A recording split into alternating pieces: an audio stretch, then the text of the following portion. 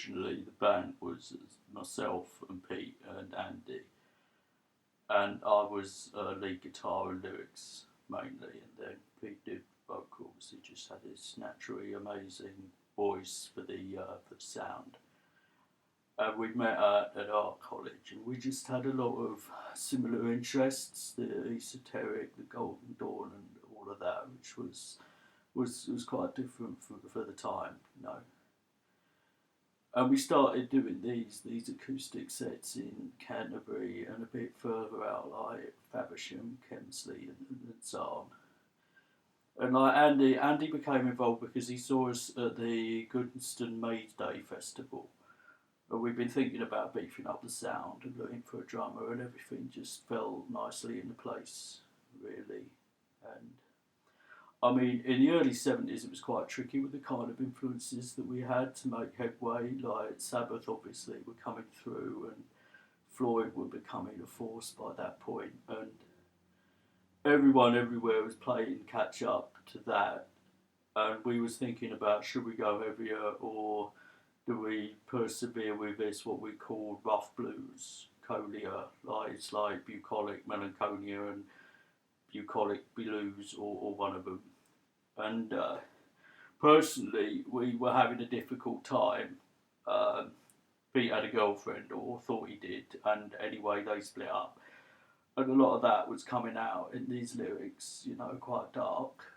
Um, Andy was potentially being apprenticed as a stonemason to this chap in Wadhurst, and I'd come off my bike and broke my chin. So you know, we were all thinking about how committed we were at that point to the band. And so it happened that we got this gig at this big house round about Witchling, up the North Downs. And we go out in Andy's van. It's a bit of an older crowd, but the set goes down really well. And afterwards, that's when we meet Mr. Apscott. Now, Mr. Apscott's a really good friend of the guy that owns the house. They're in the same club or something. And we go up to this upstairs kind of study in the house, and he calls us some drinks, and he says he really likes us and of what we do, and is there anything that he can do to help us? And I think we were all thinking, can we get another van? Because Andy just had this old Morris Minor off his uncle, who give it him when he went to prison. And Andy asks him for this other van. And Mr. Apscott, he laughs, and he's quite a little bloke, but it booms around this dark wood-panelled room. And he tells us he's thinking of something more ambitious. He says he wants to get us on like Top of the Pops, Whistle Tests, Jukebox Jury, which wasn't even still on, but he's an older fellow, he don't know. And basically, he wants to get us everywhere, you know, playing to everyone. He wants everyone to hear us, that's what he says. And on the desk in front of him, there's this sheet of paper, this contract, and he says, all we've got to do is sign this, and then we'll get what we want. Now, I think Andy's still mainly focused on the van, maybe also another car. And Pete was always the more commercially minded out of us, and he's been thinking about expanding into producing our demos himself, so fair enough.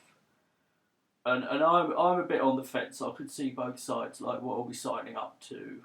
Who is this weird, elegant old bloke, and how's he connected in the industry? Why is some of the contract not in English? Why has it got these dark stains on? So I say, can we take this away and think about it, because it's a big decision? And he smiles, he says, of course we can. And then we're in the van on the way back, and we stop at this all-night cafe to have a talk about it.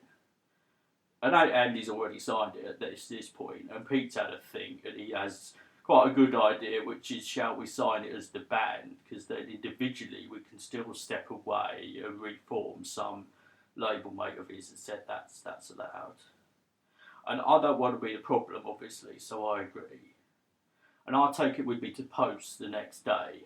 But the next morning, Pete and I get a phone call from Mr. Apscott saying it's arrived. So I must have already posted it. So from that point on, we're getting regular phone calls from Mr. Apscott about the band and the recordings and how it's all going and what he can help with. And Pete's all about this upmarket recording studio in Crouch End that he's heard of. So he gets Mr. Apscott to fork out for a load of sessions there and some new kit he wants. And Andy gets a new van. I can't remember whether we got around to deciding on the car. And I'm wondering whether we need some new material, whether the demo stuff so far is really strong enough. But Pete's of the opinion that let's give it a go and see how the mixing turns out. And after the mixing, it's like, when we're listening back, it's fucking awful.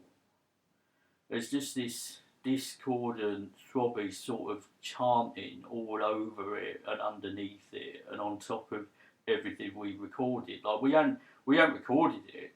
It's just there. It's just turned up in production. And obviously Pete goes mental. He's having a go at the studio. He's having a go at me and Andy. And he phones up Mr. Apscott at his club, except he's not in. So Pete has a go at the grand wizard of the club or whoever, saying how the studio can't mix for shit and he needs to sort this out with somewhere else. So we end up this place in Camden, but same thing. And even Pete has to sort of admit that it's not the studio's fault. So we all record our bits separately, and it's the same thing again, and then we get the tech to do it, so some chords or whatever, and it's fine, it sounds perfectly fine. Anyway, we're just at the end of our tether, so we set up this meeting with Mr. Apscott, and he's like a bit ill. He's lost a load of weight, and he don't like sitting out in the sun.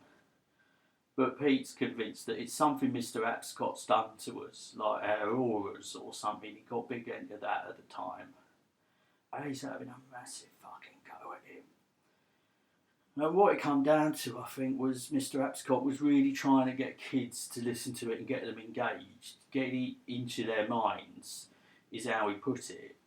And Pete was really insistent, rightly so, in my opinion, on the realities of putting a record down and getting it on John Peel and what have you. So eventually there was a compromise and we went to this other studio in Putney. And it was already a lot better. Like it had got, it was really down in the mix. And that was a really nice moment when you got past the weird incantations and could really hear what we were trying to do as a band. So we're getting the EP together, ready to put it out. And that's where we have the other problem, because Mr. Apscott has this weirdly specific cover art that he needs. And it's this bloke in a smock with a cat's head playing the French horn with a load of mice dancing around it. He's called Benefactor or something. It's in the contract we signed, he says. And I mean, this is not going to fly with Pete at this stage at all. He's done some cover art himself. Andy and I didn't really care for it, to be honest, but it's the principle for the thing. There's a lot of back and forth, and eventually we just stuck it out under a white label. And I mean, Pete would probably disagree, but I don't think we quite found our feet as a band, really, at that point. We got a letter back from Melody Maker. It wasn't very positive, but it was nice of them. It didn't make the final print edition, but that's the game, isn't it? NME, Radio 1, nothing. We did get an offer to be local support at the Coronet in Elephant and Castle for somebody who used to be in Black Widow.